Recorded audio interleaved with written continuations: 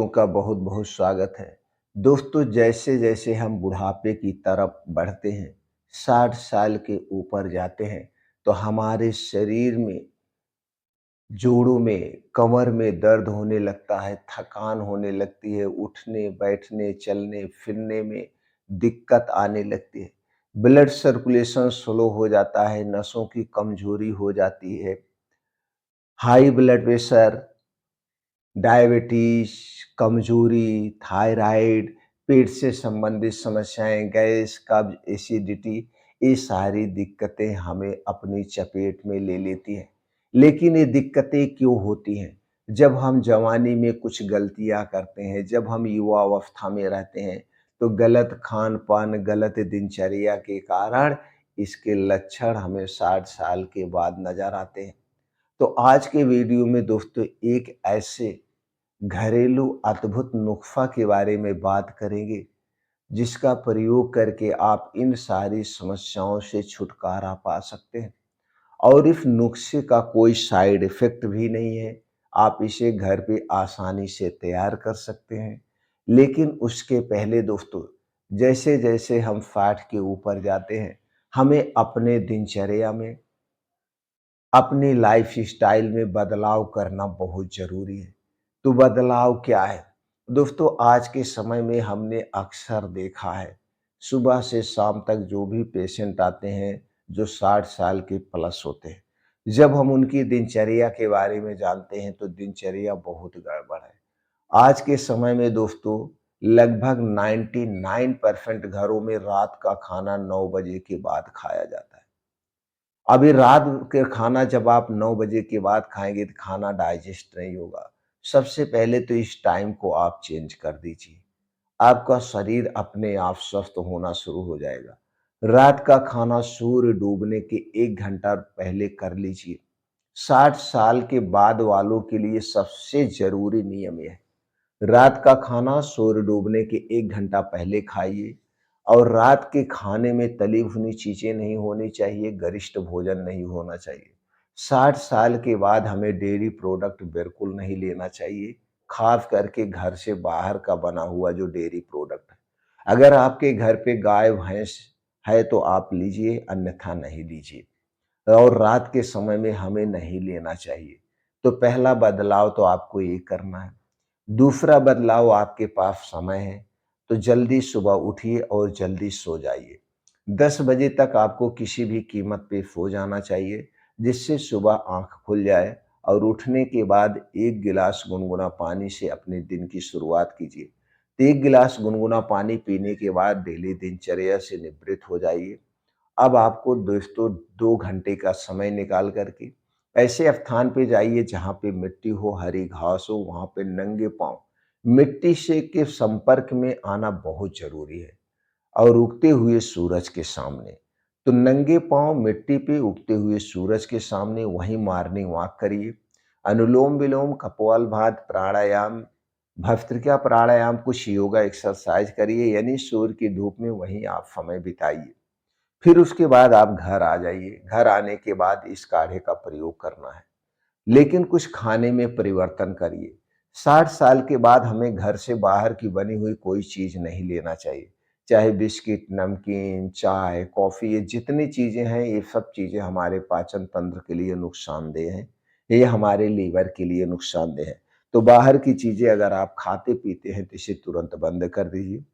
अपने खाने में सबसे ज़्यादा हरी साग-सब्जियों का प्रयोग करिए, ताज़े मौसमी फलों का प्रयोग करिए, बीन्स को रात को भिगो के सुबह लीजिए, ड्राई फ्रूट रात को भिगो के सुबह आप ले सकते हैं। और मोटे अनाज का प्रयोग करिए। मोटे अनाज पे भरपूर मात्रा में फाइबर होता है, जो हमारे गट हेल्थ के लिए बहुत ज़रूरी है।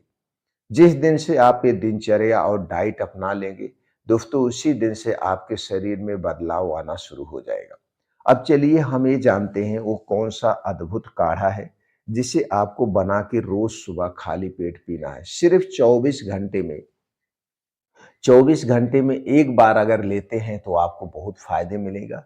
इस काढ़ा को बनाने में किन-किन चीज़ों का प्रयोग किया जाएगा, चलिए पहले उनके बारे में जान लेते हैं, फिर काढ़ा बनाने के बारे में जानते हैं।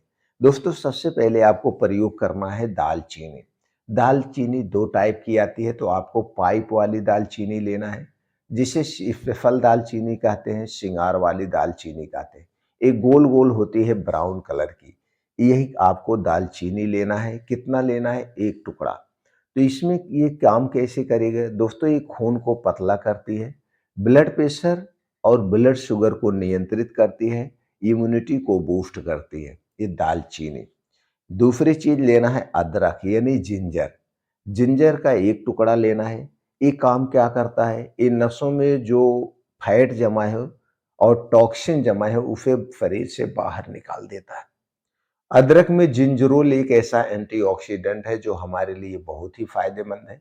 इसके अलावा अदरक में बहुत सारे गुण पाए जाते हैं, जैसे एंटी डायबिटिक गुण, एंटी माइक्रोबियल गुण, एंटी बैक्टीरियल गुण, एंटी इंफ्लामेटरी गुण, बहुत सारे गुण पाए जाते हैं। यानी कि अदरक हमारे लिए बहुत ही फायदेमंद है। तीसरी चीज का प्रयोग करना है लहसुन। लहसुन का काम क्या करेगा? इन नसों को खोलने का काम करेगा। कोलेस्ट्रॉल को ये लहसुन लहसुन का क्या काम है? लहसुन जो है नसों को खोलने का काम करेगा, कोलेस्ट्रॉल को घटाता है, पाचन तंत्र के लिए बहुत ही फायदेमंद है। अगला चीज चाहिए नींबू का रस, लेमन जूस 1 चम्मच चाहिए। इसमें विटामिन सी होता है जो ब्लड को साफ करता है और हमारी इम्यूनिटी को बूस्ट करता है। अगली चीज हमें चाहिए शहद। शहद क्या है? इस शरीर को तुरंत एनर्जी देता है और स्वाद को बढ़ाता है। दोस्तों, ये कितनी चीजें हो गई? ये 5 चीजों का प्रयोग करना है 4 चीजों का काढ़ा बनाने के लिए। और अगली चीज हमें चाहिए हल्दी।